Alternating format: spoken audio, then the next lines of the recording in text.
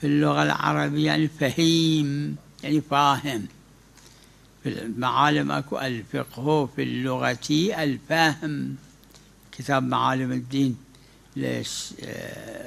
ابن الشهيد الثاني رضوان الله عليهما.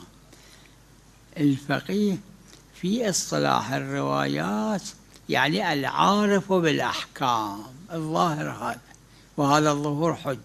يعني هذا من حيث اللغة.